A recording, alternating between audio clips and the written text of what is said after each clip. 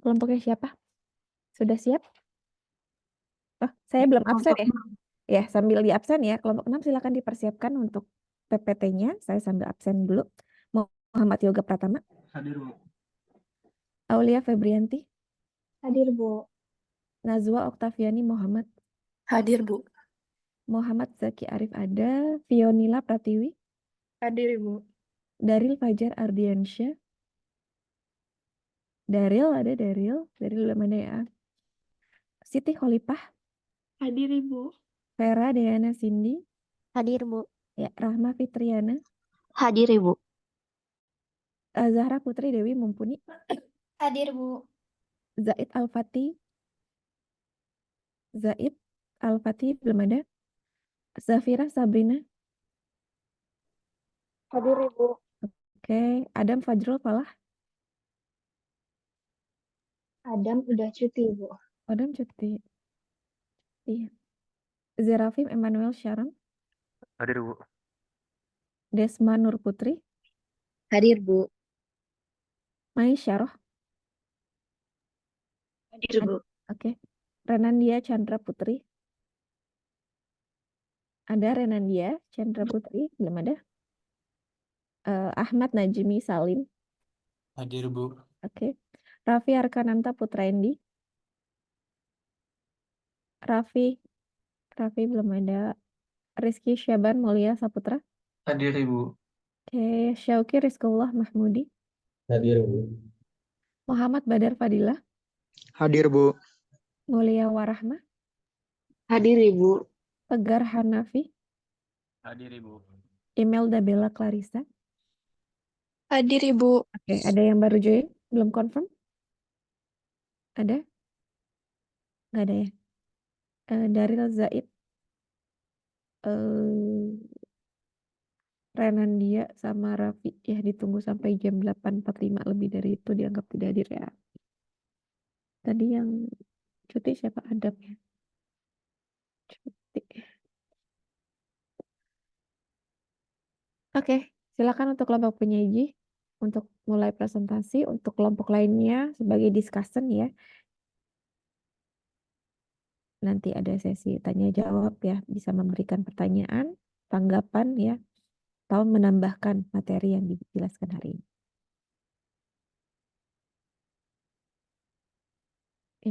Oke. Silakan. Oke. Assalamualaikum warahmatullahi wabarakatuh. Selamat pagi semuanya. Yang terhormat kepada Ibu Titin selaku dosen pengampu dan teman-teman sekalian. Kami dari kelompok 6 yang beranggotakan saya Mai Syaroh, lalu dari rekan saya Muhammad Yoga Pertama dan juga Tegar Hanafi. Di sini kami akan mempresentasikan dari kami tentang perencanaan dan slide. Oke, untuk materi pertama ada dari agregat. Boleh kembali dulu tadi Yoga Pratama, satu lagi siapa? Bertiga aja ya? Tegar Hanafi. Iya, Bu. Tegar Hanafi. Oh, kenapa cuma bertiga? Sebenarnya ada Adam, tapi Adam. Oh, karena Adam cuti ya tadi, makanya hanya bertiga. Oke, siapa namanya Masyaroh? Kayaknya kamu ininya kurang bagus ya koneksinya. Suaranya tuh putus-putus. Boleh? Putus-putus ya, Bu. Coba kalau off cam lebih baik nggak kualitas suaranya? Boleh. Coba boleh bicara dulu. Silakan sambil bawa materi. Saya dengarkan. Nah, boleh di next slide.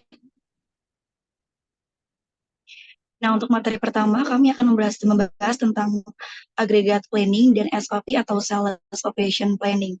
Nah, agregat planning ini adalah perencanaan agregat yang bisa disumsikan sebagai perencanaan produksi jangka menengah yang merupakan penghubung antara perencanaan jangka pendek dengan perencanaan jangka panjang. Biasanya berkisar 3 sampai 18 bulan. Nah, perencanaan agregat ini bertujuan untuk memberikan keputusan yang optimum berdasarkan sumber daya yang dimiliki perusahaan dalam memenuhi permintaan akan produk yang dihasilkan. Nah, perencanaan agregat ini juga dibuat untuk menyesuaikan kemampuan produksi dalam menghadapi permintaan pasar yang tidak pasti dengan mengoptimumkan penggunaan tenaga kerja dan peralatan produksi yang tersedia sehingga ongkos total produksi nantinya dapat ditekan seminimal mungkin. Lalu ada the planning process atau proses perencanaan. Dalam hal ini adalah perencanaan produksi. Jadi perencanaan produksi ini merupakan perencanaan strategi yang dilakukan oleh manufaktur atau perusahaan saat akan memproduksi barang atau jasa. Nah, perencanaan tersebut termasuk memastikan produk yang dibuat, volume produksi, kapasitas, bahan yang diperlukan, dan penjadwalan dan lainnya. Nah, perencanaan produksi yang efektif memungkinkan perusahaan untuk memantau proses produksi, mengidentifikasi isu, mengirimkan produk tepat waktu, dan menghindari terjadinya eskalasi masalah. Kemudian pada akhir perencanaan nantinya perusahaan akan memiliki informasi rinci terkait kesediaan produk, proses, dan karyawan yang dibutuhkan. Nah, proses perencanaan produksi ini dapat dibedakan menjadi 3, dan di sini ada gambar beserta keterangannya. Yang pertama yaitu perencanaan jangka pendek. Ini dari paling bawah. Nah, rencana jangka pendek ini pada umumnya kurang dari 3 bulan, tapi bisa juga diperpanjang. Rencana jangka pendek ini merupakan tanggung jawab manajer operasi yang bekerja sama dengan supervisor dan juga para mandor untuk menguraikan rencana jangka menengah menjadi jadwal mingguan, harian, dan juga jam-jaman. Dan permasalahan yang ditasi yaitu seputar penugasan pekerjaan, penjadwalan kerja, lembur, dan bantuan tenaga paruh waktu. Lalu di tesnya ada rencana jangka menengah. Nah, perencanaan jangka menengah ini merupakan solusi yang lebih permanen terhadap permasalahan jangka pendek. Perencanaan jangka menengah ini dirancang untuk 4-7 tahun ke depan, dan perencanaan ini disebut juga dengan perencanaan strategis. Rencana strategis ini merupakan sebuah perencanaan secara menyeluruh yang akan merumuskan arah organisasi dan pengalokasikan sumber daya untuk mencapai tujuan organisasi. Nah, perencanaan ini menjadi pekerjaan seorang manajer produksi atau operasi yang bekerja sama dengan sales dan tim rencana operasi juga. Lalu hal-hal yang dikerjakan itu dan detasi seputar perencanaan penjualan dan operasi, lalu perencanaan budgeting, lalu juga mengatur atau menempatkan employment, inventory, dan juga menganalisis rencana operasi. Nah, yang paling atas itu ada rencana jangka panjang. Ini merupakan tanggung jawab manajemen puncak atau top eksekutif yang memerlukan kebijakan dan strategi yang terkait dengan isu-isu seperti kapasitas dan investasi modal. Nah, para top eksekutif ini harus merumuskan nih pertanyaan yang terkait dengan kebijakan seperti penempatan dan perluasan fasilitas, pengembangan produk baru, pembiayaan penelitian, dan juga investasi untuk periode beberapa waktu. Nah, adapun tujuan utama dari production planning ini atau perencanaan produksi ini yaitu seperti meminimalisir kelebihan dan pemborosan terkait pembelian bahan produksi, lalu penggunaan bahan, alat, dan sumber daya yang efisien, dan juga menggunakan waktu kerja karyawan dan peralatan dengan efektif. Nah, perencanaan produksi yang baik dan tepat akan meningkatkan kualitas dari produk itu sendiri. Dan tentunya kualitas produk yang meningkat akan memberikan kepuasan untuk para konsumen jika dilakukan secara konsisten. Boleh di next slide.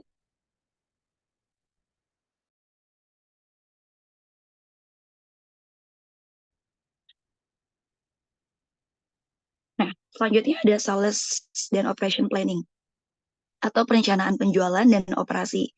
Ini merupakan alat peramalan dan perencanaan yang fleksibel yang dengannya penjualan produksi dan target rantai pasokan lainnya dapat ditetapkan berdasarkan data historis yang ada dan perkiraan di masa depan. Perencanaan kasar yang juga dapat dilakukan untuk menentukan jumlah kapasitas dan sumber daya lain yang diperlukan untuk memenuhi target tersebut. Nah, salah satu tugas SOP ini adalah menentukan rencana mana nih yang layak dilakukan dalam beberapa bulan mendatang dan mana yang tidak. Lalu keterbatasan apapun, baik di dalam perusahaan maupun dalam rantai pasokan, harus dipenuhi dan tercermin dalam rencana perantara yang menyatukan penjualan dan realitas operasional sehari-hari. Dan ketika sumber daya tampak sangat bertentangan dengan ekspektasi pasar, maka suatu peringatan harus diberikan kepada manajemen puncak. Dan dalam perannya, SOP ini menggunakan perkiraan bergulir yang sering diperbarui, seringkali mingguan atau bulanan agar rencana dapat terus disesuaikan. Nah, SOP ini ditujukan untuk koordinasi dan integrasi sumber daya internal dan eksternal yang diperlukan untuk keberhasilan rencana agregat. Lalu juga untuk komunikasi perencanaan kepada pihak yang bertanggung jawab atas pelaksanaannya. Lalu ada beberapa fitur tambahan SOP yang diperlukan untuk membuat rencana agregat yang berguna, yaitu yang pertama representatif, tepat waktu, dan komprehensif. Lalu unit keseluruhan yang harus logis untuk mengukur penjualan dan output. Yang ketiga itu metode yang tepat untuk menentukan biaya yang relevan. Lalu yang keempat yaitu perkiraan permintaan untuk periode perencanaan menengah yang sesuai. Dan yang terakhir itu adalah model yang menggabungkan perkiraan dan biaya sehingga keputusan penjadwalan dapat dibuat untuk periode perencanaan. Boleh next slide. Selanjutnya ada agregat planning strategy. Rencana agregat ini bertujuan untuk memenuhi permintaan ramalan, sementara pada saat yang sama meminimalkan biaya dalam periode perencanaan.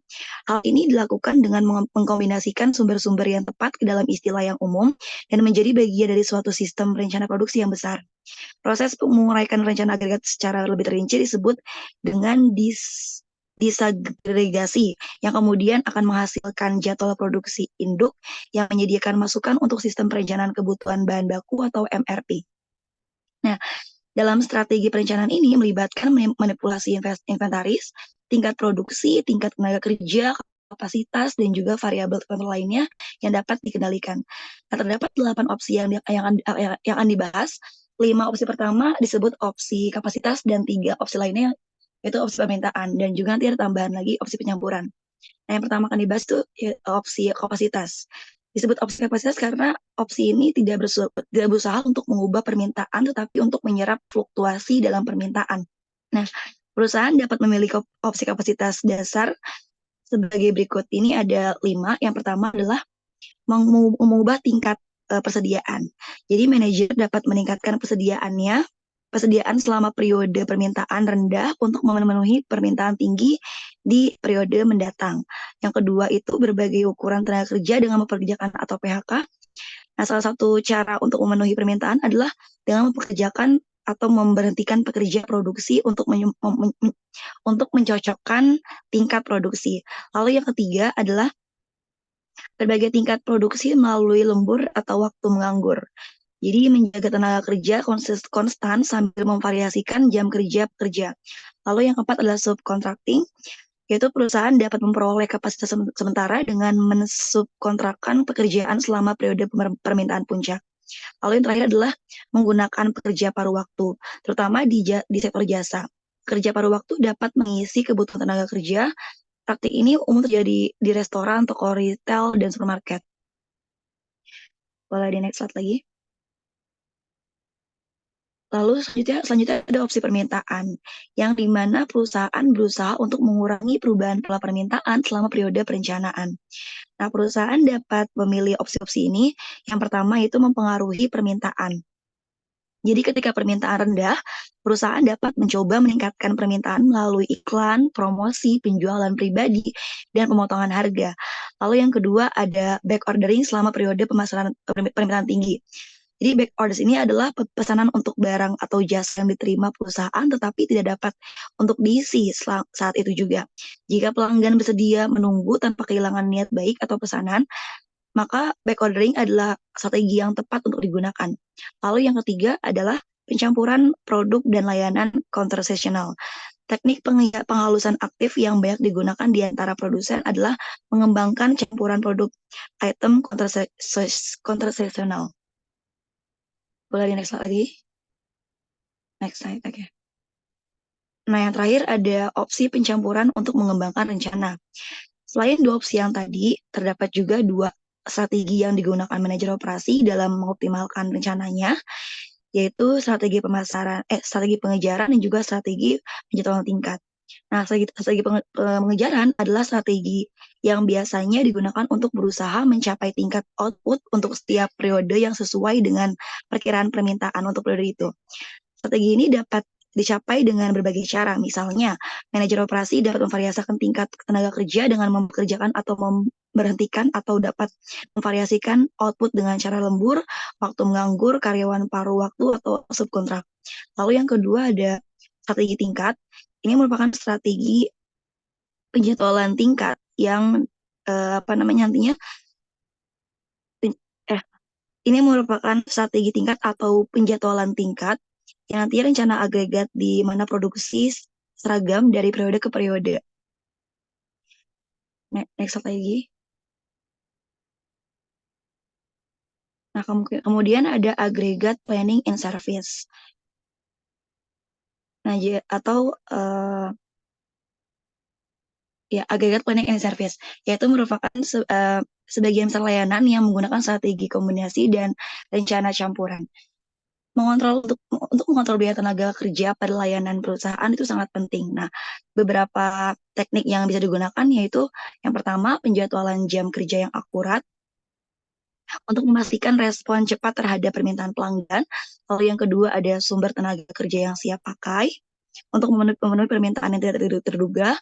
Lalu yang ketiga ada fleksibilitas keterampilan pekerja individu.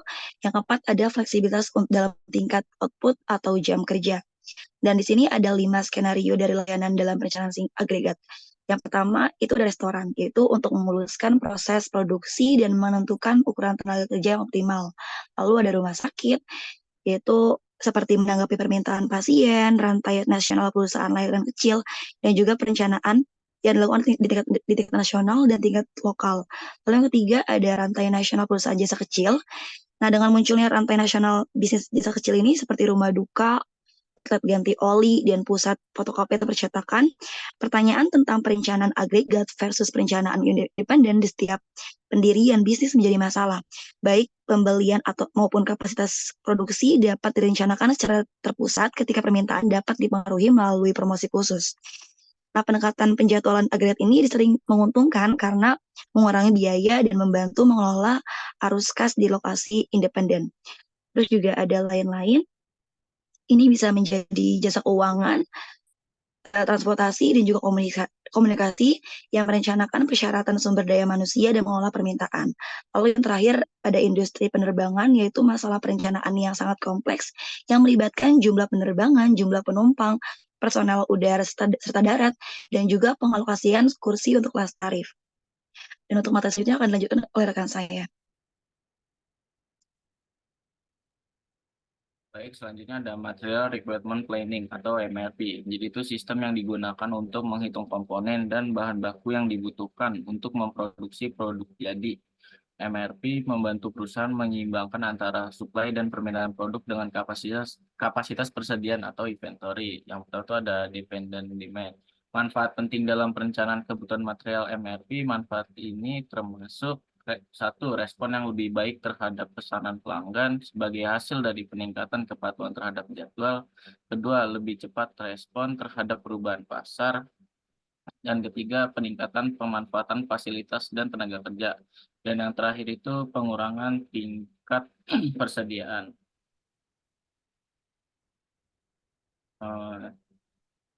Jadi respon yang lebih baik terhadap pesanan pelanggan dan pasar akan memenangkan pesanan dan pangsa pasar. Pemanfaatan fasilitas dan tenaga kerja yang lebih baik menghasilkan produktivitas dan laba atas investasi.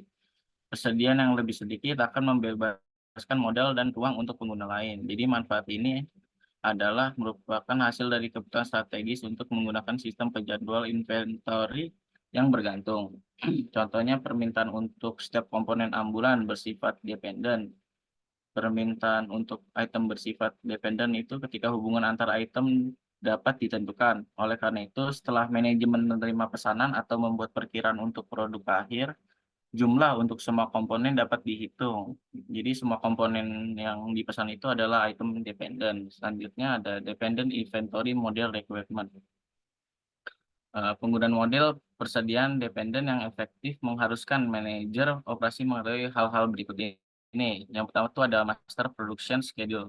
Apa yang akan dibuat dan kapan. Kedua ada specification or bill of material. Bahan untuk suku cadang yang dibutuhkan untuk membuat produk. Yang ketiga ada inventory availability. Apa yang tersedia. Empat, purchase order outstanding. Apa yang dipesan juga disebut penerimaan yang diharapkan. Yang terakhir ada lead time, beberapa lama waktu yang dibutuhkan untuk mendapatkan berbagai komponen. Next. Yang selanjutnya ada material requirement planning struktur. Jadi meskipun sebagian besar sistem MRP terkomputerisasi, prosedur MRP sangat mudah dan kami dapat mengilustrasikannya dengan tangan. Jadwal produksi utama, daftar bahan, catatan persediaan, dan pembelian. Dan waktu tunggu untuk setiap item adalah bahan sistem perencanaan kebutuhan. Nah, contohnya ada di kanan atas itu yang data file. Jadi dimulai dari BOM digunakan untuk menentukan bahan apa yang dibutuhkan untuk membuat produk. Jadi MPS kemudian digunakan untuk menentukan kapan setiap produk akan diproduksi. Lead time digunakan untuk menentukan beberapa lama waktu yang dibutuhkan atau mendapatkan bahan atau memproduksi produk. Inventory data digunakan untuk menentukan beberapa banyak yang tersedia. MRP kemudian menggunakan informasi ini untuk menghitung beberapa banyak bahan yang dibutuhkan dan kapan bahan tersebut dibutuhkan. Jadi hasilnya merupakan kemudian digunakan untuk membuat plan order report dan exception report. Setelah bahan-bahan ini tersedia dan akurat, langkah selanjutnya adalah menyusun rencana kebutuhan material bruto. Rencana kebutuhan material bruto adalah sebuah jadwal. Jadi jadwal ini menggabungkan jadwal produksi induk, yaitu yang membutuhkan 1 unit A pada minggu ke-8 dan jadwal bertahap. Jadwal ini menunjukkan kapan suatu barang harus dipesan dari pemasok jika tidak ada persediaan di tangan atau ketika produksi suatu barang harus dimulai dengan memenuhi permintaan untuk produk jadi atau final pada tanggal tertentu.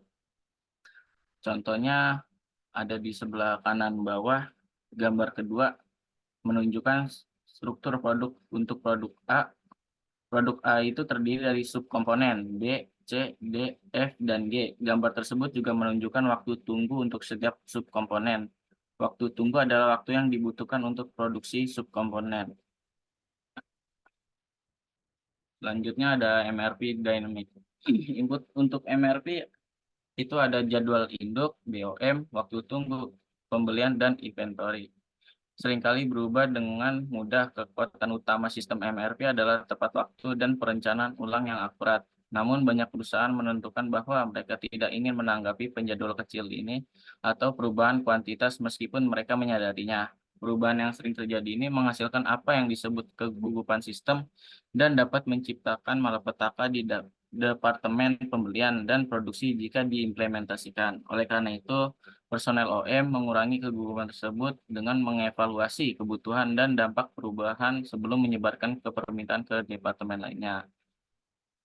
Selanjutnya ada MRP Limitation. MRP tidak melakukan penjadwalan secara rinci, hanya merencanakan. Jadi MRP itu adalah alat yang sangat baik untuk fokus pada produk dan fasilitas yang berulang, tetapi memiliki keterbatasan dalam lingkungan proses make to order.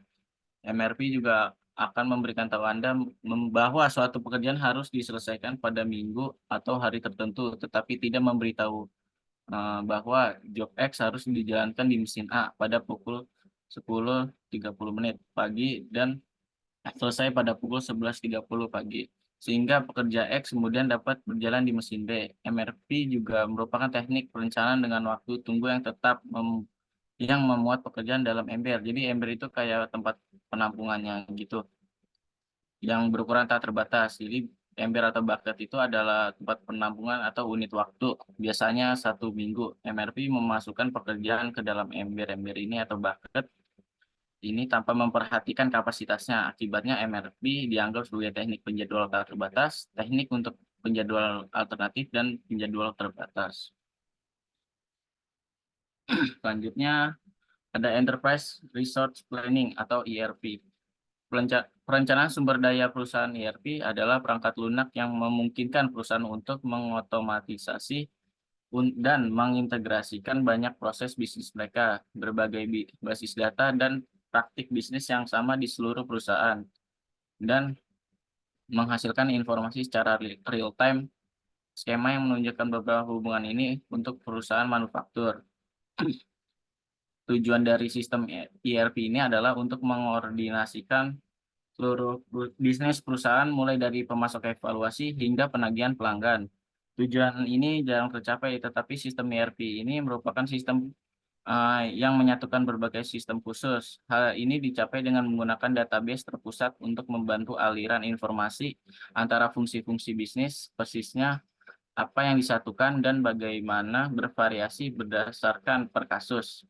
Selain komponen tradisional MRP, sistem ERP biasanya menyediakan manajemen keuangan dan sumber daya manusia. Informasi sistem ERP juga dapat mencakup perangkat lunak manajemen rantai pasokan atau SCM untuk mendukung komunikasi vendor yang canggih, ya kayak e-commerce dan aktivitas yang diperlukan untuk pergudangan dan logistik yang efisien. Yang kedua ada perangkat lunak manajemen hubungan pelanggan atau CRM untuk sisi masuk bisnis. CRM dirancang untuk membantu analisis penjualan dan menargetkan pelanggan yang paling menguntungkan. Dan yang terakhirnya itu mengelola tenaga penjualan. Selanjutnya itu yang terakhir, perangkat lunak berkeberlanjutan untuk menyatukan masalah tenaga kerja yang berkelanjutan dan memberikan transparansi untuk masalah keberlanjutan rantai pasokan, serta memantau kegiatan kesehatan dan keselamatan. Materi selanjutnya dijelaskan oleh rekan saya.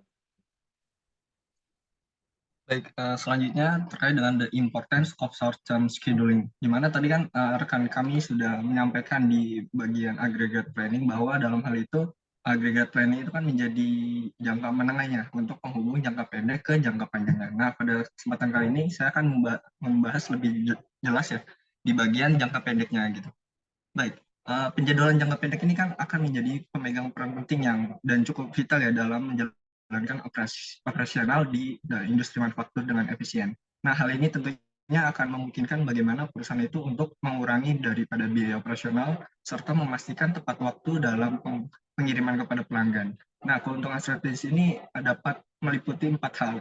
Yang pertama adalah peningkatan kapasitas dan pemanfaatan aset. Dengan penjadwalan yang efisien di dalam hal ini, perusahaan itu akan mampu memanfaatkan sumber daya dan mesin secara optimal. Misalnya itu seperti peningkatan kapasitas produksi tanpa harus memberatkan aset perusahaan. Nah, dampaknya itu adalah peningkatan efisiensi operasional serta pengeluaran yang lebih terkendali. Yang kedua adalah peningkatan throughput, di mana proses produksi yang telah tersusun rapi dan minimnya waktu henti memungkinkan laju produksi meningkat.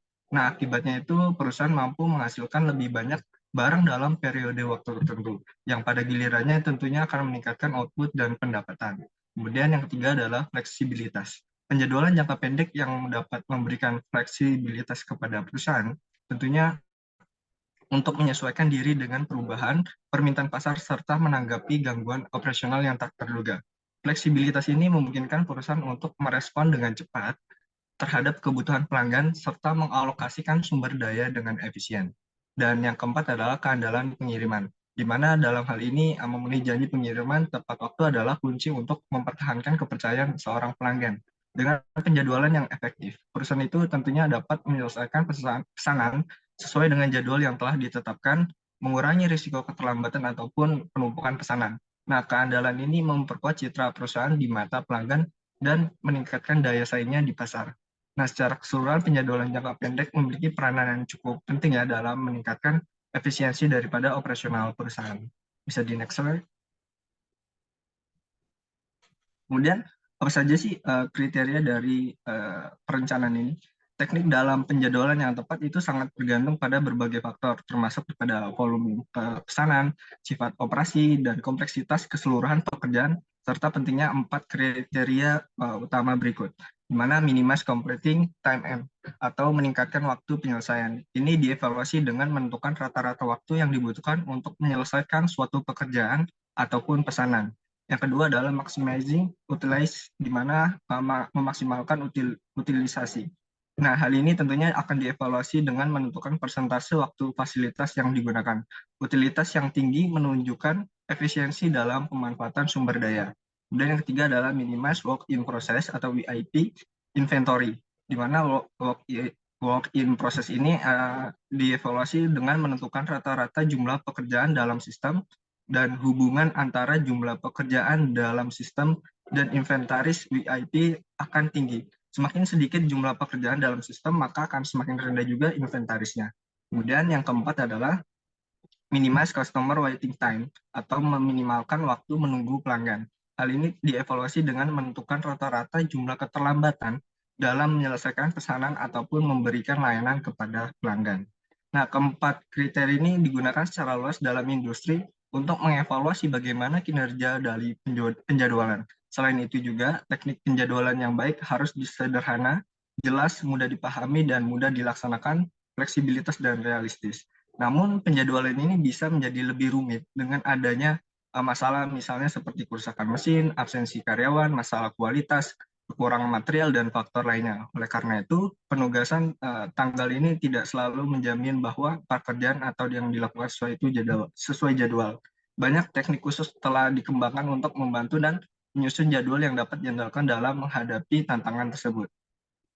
Kemudian di tabel 15.2 ini kita akan bahas lebih jauh, di mana di bagian atas itu adalah fasilitas berorientasi pada proses atau job shop, di mana poin yang pertama adalah penjadwalan itu berdasarkan pesanan pelanggan, di mana perusahaan baik dalam volume maupun variasi pekerjaan klien pasien yang terjadi.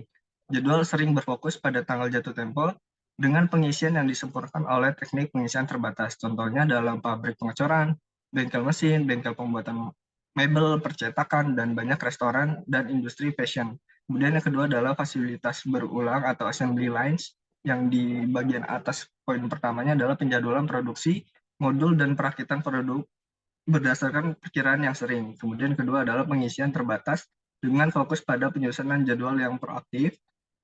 Yang ketiga, teknik GIT digunakan untuk menjadwalkan komponen yang memberikan makan lini perakitan. Contohnya lini perakitan mesin cuci di Whitehall dan mobil di Ford. Kemudian yang ketiga adalah fasilitas berorientasi pada produk atau continuous.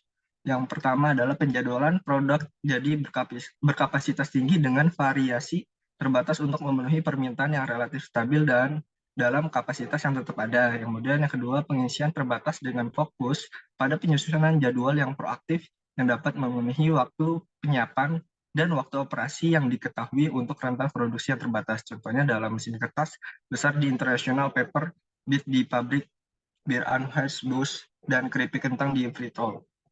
Bisa di next slide.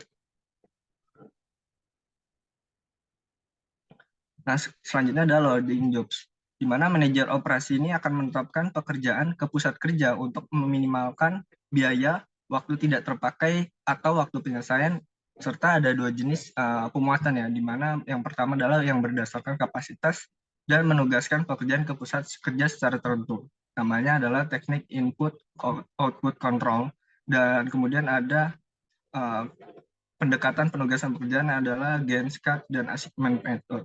Kemudian di input control ini dalam banyak kasus perusahaan menghadapi kesulitan dalam menjadwalkan ataupun mencapai throughput yang efektif. Hal ini sering terjadi karena mereka membebani proses produksi melebihi kapasitas aktual yang ada. Akibatnya ini sering terjadi karena kurangnya pemahaman terhadap kinerja nyata di pusat kerja. Jadwal yang efektif sangat bergantung pada kesesuaian antara jadwal dengan kinerja. Ketidaktahuan tentang kapasitas dan kinerja dapat menyebabkan penurunan throughput. Di sinilah teknik pengendalian input dan output berperan. Teknik ini memungkinkan personal operasional untuk mengelola aliran kerja fasilitas. Jika pekerja masuk lebih cepat daripada kecepatan prosesnya, fasilitas tersebut menjadi kelebihan muatan dan terbentuk backlog. Kelebihan muatan ini menyebabkan keramaian di fasilitas yang mengarah pada ketidakefisienan dan masalah kualitas. Nah, dan di sisi lain, jika pekerjaan masuk dengan kecepatan yang lebih lambat daripada pekerjaan yang dilakukan, maka fasilitas tersebut di bawah muatan, dan pusat kerja mungkin kehabisan pekerja. Kondisi ini di bawah ini, muatan ini menghasilkan kapasitas yang tidak terpakai dan adanya pemborosan sumber daya. Kemudian ada Gantt chart, di mana Gantt chart adalah alat visual yang berguna untuk memuat dan menjadwalkan. Nama tersebut berasal dari Henry Gard yang mengembangkannya pada akhir abad ke-19. Nah, grafik ini menunjukkan penggunaan sumber daya seperti pusat kerja dan tenaga kerja. Ketika digunakan dalam pembebanan, Gantt chart itu menunjukkan waktu pembebanan dan waktu tidak digunakan dari beberapa departemen, mesin, ataupun fasilitas. Nah, mereka ini akan menampilkan beban kerja relatif dalam sistem sehingga manajer tahu bagaimana penyesuaian apa yang tepat. Misalnya ketika suatu pusat kerja itu menjadi kelebihan beban, maka karyawan dari pusat beban yang rendah dapat dipindahkan sementara untuk meningkatkan jumlah tenaga kerja, atau jika pekerjaan menunggu dalam diproses di pusat kerja yang berbeda, beberapa pekerjaan di pusat beban tinggi dapat dipindahkan ke pusat beban yang lebih rendah. Kemudian ada assignment method, di mana metode penugasan melibatkan penugasan tugas atau pekerjaan kepada sumber daya. Contohnya itu termasuk penugasan pekerjaan kepada mesin, kontrak kepada penawar, orang kepada proyek, dan pegawai penjualan kepada wilayah. Tujuannya yang paling sering adalah meminimalkan total biaya atau waktu yang diperlukan untuk melakukan tugas-tugas yang ada. Salah satu karakteristik penting dari masalah penugasan adalah bahwa hanya satu pekerjaan yang ditugaskan ke satu mesin. Bisa di next slide.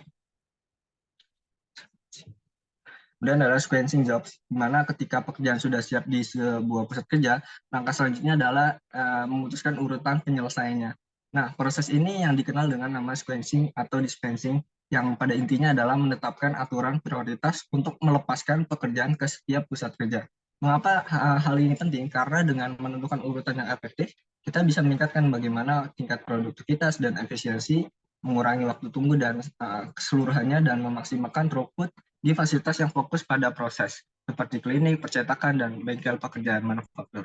Nah, ada 4 hal prioritas yang cukup populer di sequencing jobs ini. Yang pertama adalah first come and first serve, di mana cara yang paling langsung dan sederhana, pekerjaan diselesaikan sesuai urutan kedatangannya. Ini seringkali merupakan pendekatan yang paling adil secara persepsi, tetapi tidak selalu yang paling efisien dari segi waktunya. Kemudian ada shortest processing time, pekerjaan yang dengan waktu proses terpendek diberikan prioritas. Pendekatan ini digunakan untuk mengurangi waktu tunggu rata-rata dan meningkatkan jumlah pekerjaan yang bisa diselesaikan pada suatu periode. Kemudian ada earliest due date, pekerjaan dengan tanggal jatuh tempo paling awal mendapatkan prioritas. Aturan ini membantu dalam menghindari keterlambatan dan memenuhi tenggat waktu pelanggan. Kemudian ada longest processing time, berlawanan dengan SPT tadi, pekerjaan dengan waktu proses terpanjang akan didahulukan. Ini mungkin terdengar kontrainduktif, tapi dalam beberapa kasus strategi ini bisa efektif untuk mengatur aliran kerja dan mengoptimalkan penggunaan sumber daya. Next slide.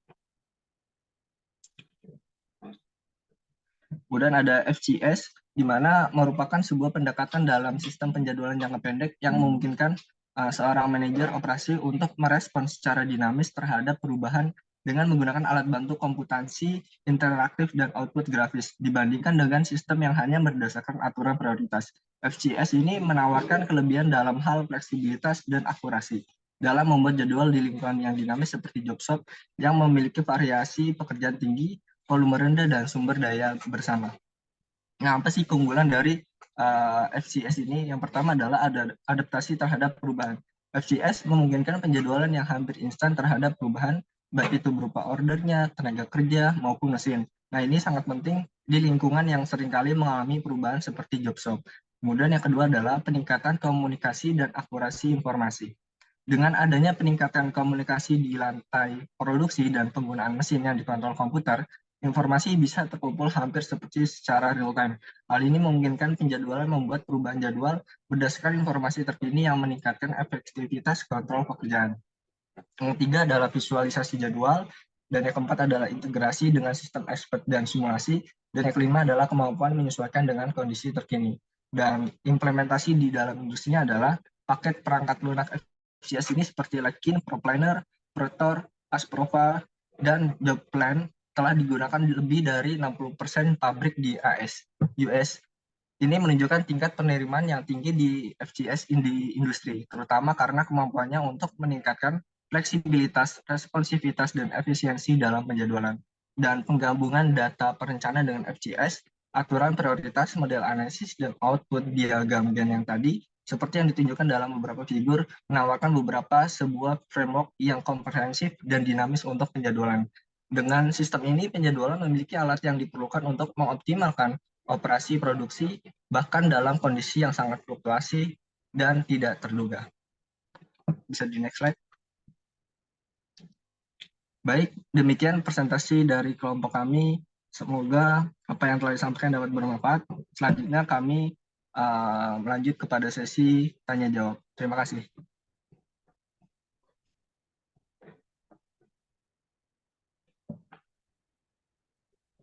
Ya, silakan dipimpin untuk ini ya, sesi tanya jawabnya. Baik, untuk pertanyaan pertama bisa dari Siti Holipah. Silakan. Oke, baik, terima kasih atas kesempatannya. Saya perwakilan dari kelompok 4, izin bertanya. Tadi kan sudah dijelaskan mengenai aggregate planning in service. Jadi bagaimana mengintegrasikan teknik-teknik seperti penjadwalan jam kerja yang akurat, ketersediaan sumber daya manusia yang siap pakai, fleksibilitas keterampilan individu pekerja, dan fleksibilitas dalam tingkat output atau jam kerja untuk mengelola biaya tenaga kerja dengan efektif.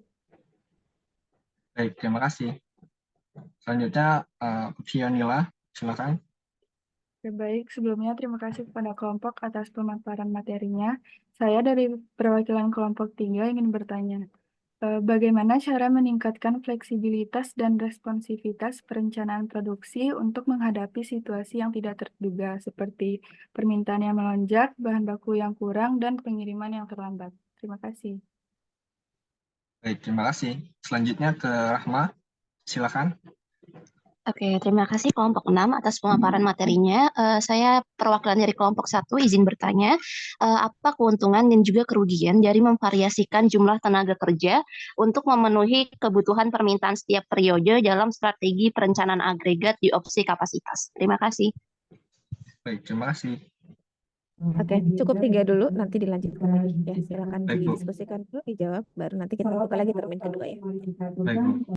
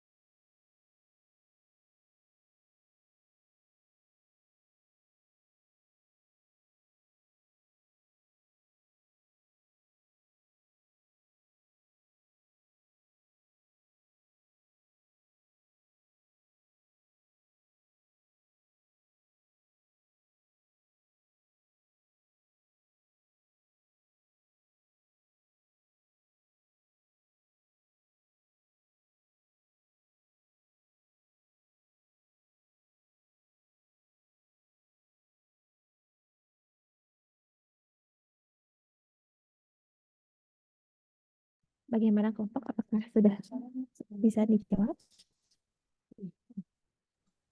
Baik, Bu. Bisa, Bu. Baik, saya ya, Bu. Baik, saya akan menjawab pertanyaan dari Rahma terkait bagaimana keuntungan juga kerugian dari memvariasikan jumlah tenaga kerja untuk memenuhi kebutuhan permintaan setiap periode dalam strategi perencanaan agregat di bidang kapasitas.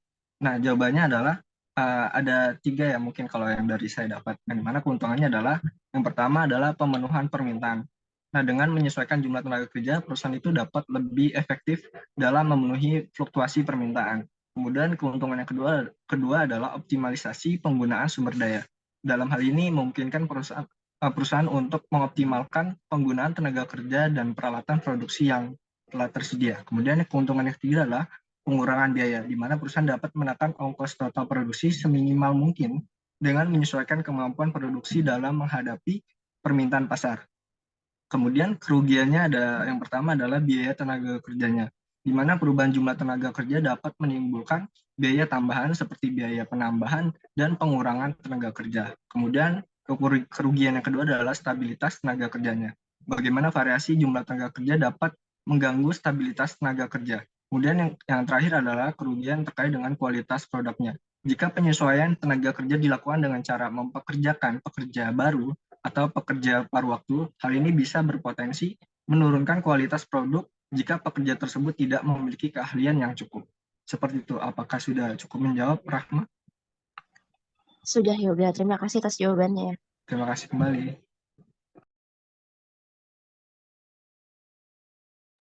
Selanjutnya saya akan menjawab pertanyaan dari Tio, yaitu bagaimana cara meningkatkan fleksibilitas dan responsivitas perencanaan produk untuk menghadapi situasi yang tidak terduga seperti permintaan yang melonjak dan bahan baku yang kurang. Jadi itu strategi dan perencanaannya. Yang pertama ada gunakan perencanaan agregat untuk menyeimbangkan permintaan jangka pendek dan menengah dengan kapasitas produksi. Hal ini memungkinkan penyesuaian tingkat produksi secara cepat tanpa harus melakukan perubahan besar pada infrastruktur. Dan buatlah skenario what if untuk menguji ketahanan rencana produksi terhadap berbagai situasi yang tak terduga. Selanjutnya itu pakai rantai pasokan yang agil. Jadi diversifikasikan pemasok bahan baku untuk mengurangi resiko ketergantungan pada suatu sumber. Jadi terus berkolaborasi dengan pemasok dan mitra logistik untuk meningkatkan responsivitas terhadap perubahan permintaan. Dan terakhir itu gunakan manufaktur lean. Jadi terapkan prinsip-prinsip manufaktur lean untuk mengurangi pemborosan dan meningkatkan efisiensi. Gunakan sel manufaktur yang fleksibel untuk memungkinkan perubahan produk dan volume produksi dengan cepat. Lalu lakukan pelatihan silang karyawan untuk meningkatkan scaling dan fleksibilitas tenaga kerja.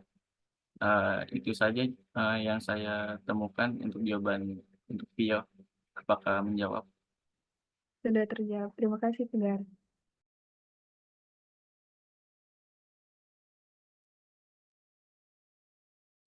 Ya, oke. Selanjutnya saya akan menjawab pertanyaan dari Setiaul Depa.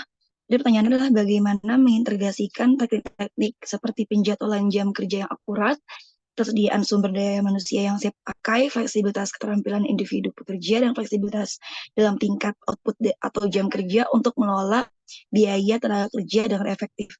Nah, jadi untuk menggabungkan atau mengkoordinasi unsur-unsur ini dalam mencapai pengelola biaya tenaga kerja yang efektif, manajer itu harus mampu mengoptimalkan tingkat kepegawaian dan manajemen waktu yang juga dioptimalkan, karena hal yang paling berpengaruh dalam hal kenaikan biaya tenaga kerja itu biasanya adalah ketidakmampuan dalam mengelola jumlah staf dan juga terlalu banyaknya waktu yang tersita oleh bagian administrasi.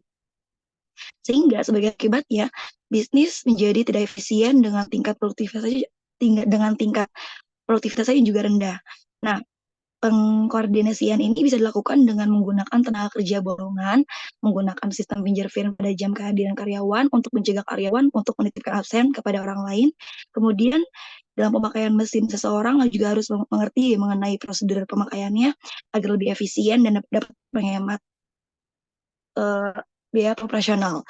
Nah, semua hal itu bertujuan untuk mengefisiensikan biaya tenaga kerja langsung agar proses produksi sesuai dengan rencana dan dapat mengontrol biaya tenaga kerja. Gimana, Ibu? Putus-putus suara kamu. Di lain putus-putus juga nggak apa-apa, di saya dong. Agak putus-putus ya.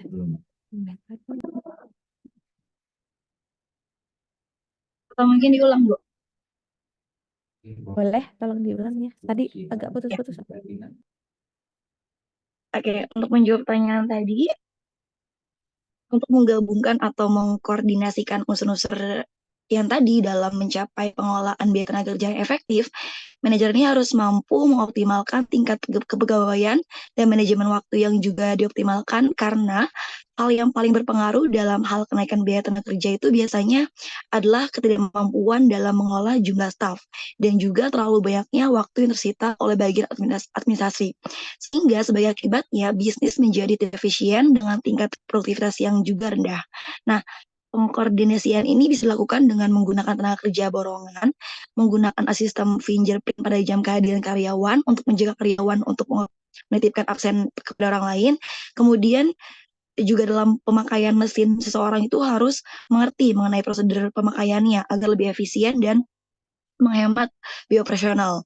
Nah, semua hal ini tuh bertujuan untuk mengefisiensikan biaya tenaga kerja langsung agar sesuai produksi dengan rencana dan dapat mengontrol biaya dari tenaga kerja. Ya, seperti itu. Siti Oliva, apa menjawab? Sudah terjawab. Terima kasih, Mai. Oke, terima kasih kembali.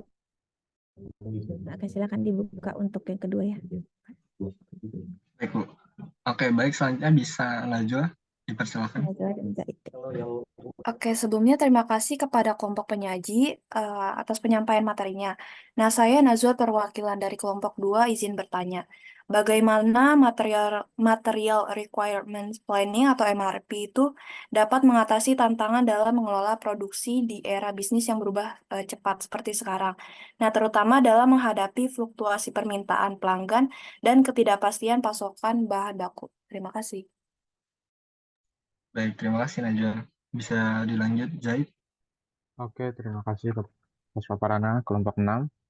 Saya izin bertanya, bagaimana sistem teknologi informasi atau AI dan lain-lainnya dapat dioptimalkan untuk mendukung proses perencanaan agregat dan meminimalkan ketidakpastian dalam perencanaan produksi? Terima kasih. Baik, terima kasih, Zaid.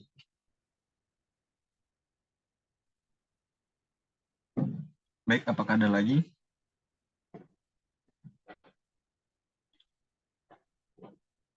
Baik, kami izin diskusikan terlebih dahulu ya, Bu.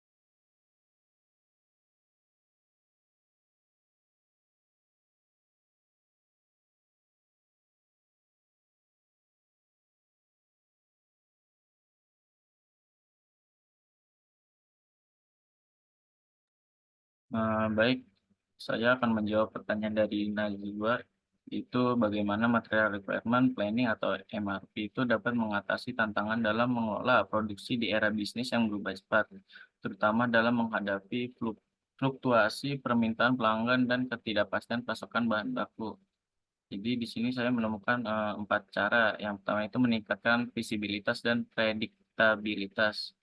Itu merupakan MRP membantu perusahaan untuk memvisualisasikan kebutuhan material di masa depan berdasarkan data historis, permintaan pelanggan, dan jadwal produksi. Dan prediksi yang akurat membantu perusahaan untuk membuat keputusan yang tepat, tantangan pembelian bahan baku, penjadwalan produksi, dan alokasi sumber daya. Yang kedua itu cara meningkatkan efisiensi dan produktivitas. MRP membantu perusahaan untuk mengoptimalkan persediaan bahan baku sehingga meminimalkan biaya penyimpanan dan resiko kekurangan bahan baku. Dan penjadwalan produksi yang efektif membantu perusahaan untuk meningkatkan throughput dan memenuhi permintaan pelanggan tepat waktu. Cara yang ketiga meningkatkan fleksibilitas dan kemampuan adaptasi. MRP memungkinkan perusahaan untuk merespon perubahan permintaan pelanggan dengan cepat dan efisien. Sistem MRP yang adaptif dapat membantu perusahaan untuk mengatasi fluktuasi pasokan bahan baku dengan cara mencari alternatif pemasok dan mengubah jadwal produksi. Dan cara terakhir itu meningkatkan integrasi dan kolaborasi. MRP mengintegrasikan berbagai departemen dalam perusahaan seperti manufaktur, pembelian, dan penjualan, sehingga meningkatkan kolaborasi dan komunikasi. Dan integrasi dengan sistem lainnya seperti ERP dan CRM, membantu perusahaan untuk mencapai efisiensi dan efektivitas yang lebih tinggi. Jawabannya yang saya dapat untuk Nazwa itu saja. Apakah menjawab pertanyaan? Oke, menjawab. Terima kasih, Tegar. Sama-sama. Baik, selanjutnya saya menjawab pertanyaan dari Zaid terkait bagaimana sistem teknologi informasi dan AI sejenisnya dapat mendukung daripada proses perencanaan agregat dan meminimalkan ketidakpastian dalam perencanaan produksi. Baik, dari materi yang telah saya sampaikan, sebenarnya tadi ada satu terkait FGS, terkait bagaimana caranya dalam membantu kegiatan operasional. Tapi di sini saya akan menambahkan lebih banyak terkait dengan pemanfaatan sistem informasi dan AI ini. Yang pertama, dalam hal prediksi permintaan. AI ini nanti akan membantu bagaimana cara untuk memprediksi permintaan produk dengan lebih akurat berdasarkan data historis dan tren-tren pasar. Prediksi yang lebih baik dapat mengurangi ketidakpastian dalam perencanaan produksinya. Kemudian yang kedua adalah optimalisasi jadwal. AI ini akan menggunakan sistemnya untuk mengoptimalkan jadwal produksi, misalnya dalam algoritma genetika, salah satunya teknik AI. Dapat digunakan untuk membuat jadwal perkuliahan yang lebih cepat, tepat, dan optimal. Kemudian ada pengurangan risiko, dapat membantu mengembangkan strategi pengurangan risiko yang efektif.